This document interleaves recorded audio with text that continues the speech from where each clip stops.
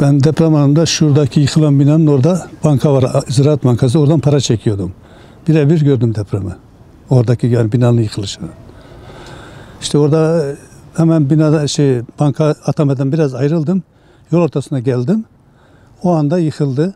Ama çok kötü bir şey oldu. Öyle bir duman oldu ki yani bu Bornova tarafı, ova gözükmedi ya, resmen gözükmedi. Korku yaşadınız mı? Tabii korku derken yani ne oluyor acaba, İzmir battı mı diye düşündüm bir anda. Aklıma öyle bir şey geldi. İzmir battı diye düşündüm. Böyle aval aval geziyoruz yani. O şekilde işte akşam ettik. Çok mu şiddetliydi? Ya çok, işte ben hayatımda 67 yaşında böyle bir şey görmedim yani. Şiddet derken yani yerlere böyle tutunuyorum, yerler kaçıyor bizden resmen. Araba tutuyorum, araba bizden kaçıyor. Öyle bir andı yani. Burada kalıyoruz tabii. Evimiz şurada, evimizde bir şey yok ama tabii korkudan içeri giremiyoruz. Çocuklar korkuyor mu? Burada tabii herkes korkuyor yani. Korku içerisinde. Şükür yani evlerde bir şey yok ama yine de tedirginiz yani.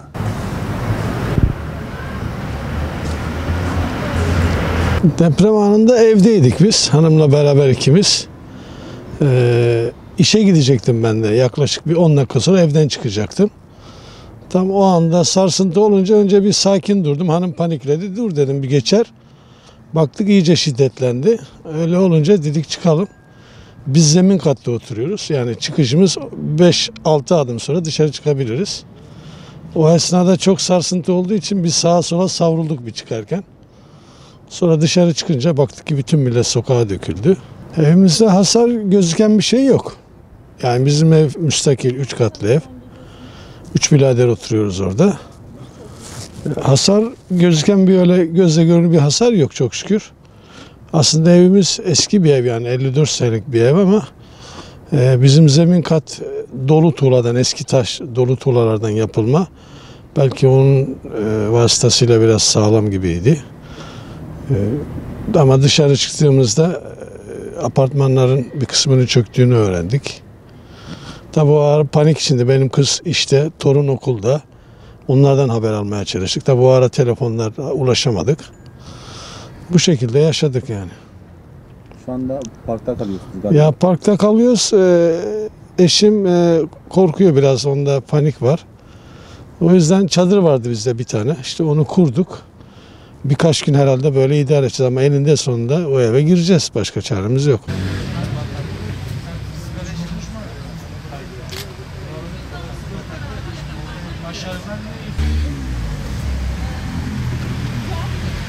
Ya tedbir amaçlı çoluk çocuk buradayız. Bekleyeceğiz bakalım 2-3 gün daha ya. Çünkü ufak ufak artçılar oluyor ya. Ne olur ne olmaz diye tedbir olarak akşamları girmiyoruz eve. Peki depremde evinizde bir hasar, herhangi bir şey? Yok, almadı Allah'a şükür. Almadı. Ama sallanıyor sürekli. Ondan çocuklar tedirgin olduğu için girmiyoruz ya. Nasıl, parkta böyle soğuk olmuyor ya? Ya soğuk oluyor. Ateş yakıyoruz gece belli bir saatten sonra. Ondan sonra üşümüyoruz. Sabaha kadar bekliyoruz ya. Soğuk, illaki soğuk var yani. Ama çadırlar da var ya. Çocuklar geliyor, sıkıntı olmuyor ya. Tedbirimizi alacağız. Takdiri Allah'a bırakacağız.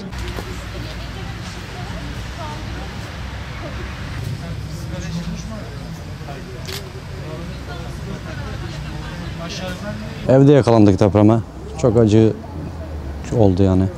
Allah'ın beterinden korusun. Evdeydim işte, uzanıyordum. İlk önce hafif bir sallantı oldu. Ondan sonra artık inanılmaz bir şiddetli bir deprem oldu yani. Evde yakalandım yani. Evinizde herhangi bir hasar var mı? Yok, evimizde şükür, binlerce şükür yok ama çok yıkılan binalar var tabii.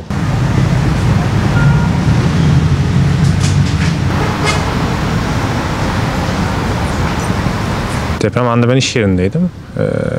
Zaten iş yerim Torbalı'da. Bir heyecanla dışarı çıkmaya çalıştık işte o an bittikten sonra. İşte sonra evim burada. İşte buraya nasıl gelebiliriz? Biraz trafikte oldu tabii. İşte sonra buraya geldik. Evimizde çok şükür bir şey yok ama biz 2 gündür yine de bir tedbir amaçlı dışarıdayız şu anda. Bakalım önümüzdeki günlerde herhalde gireriz diye tahmin ediyorum. Şu an giremiyorsunuz.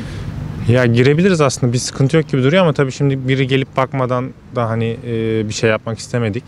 Görünürde bir sıkıntı yok ama etrafımızda çok bu kadar çöken bina olunca biz de ister istemez girmek istemedik şu anda.